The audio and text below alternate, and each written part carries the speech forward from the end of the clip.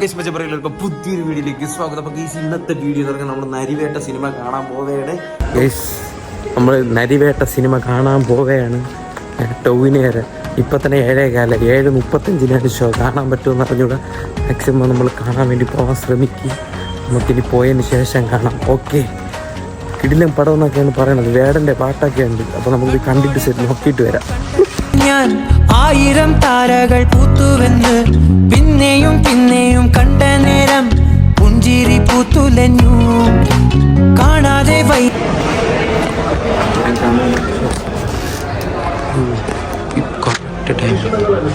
ഇപ്പോൾ തുടങ്ങിയതേ ഉള്ളൂ സെറ്റ്.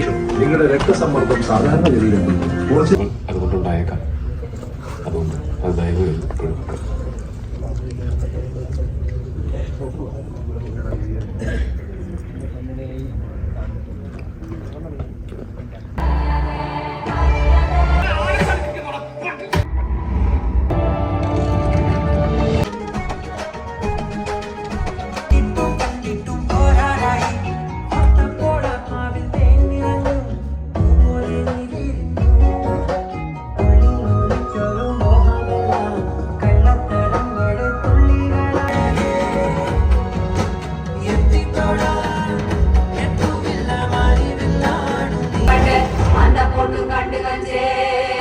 എൻ്റെ പൊന്നോ, അവിടെ എന്താ ഇപ്പം നടന്നത്?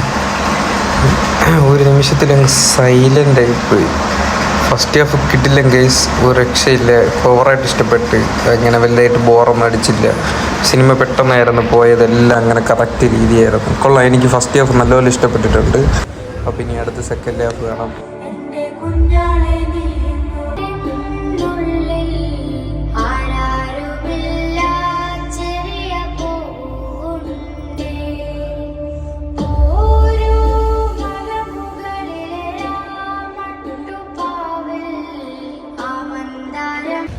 അപ്പോൾ ഗൈസ്, നമ്മൾ പടം കഴിഞ്ഞ് ഇറങ്ങിയിട്ടുണ്ട്.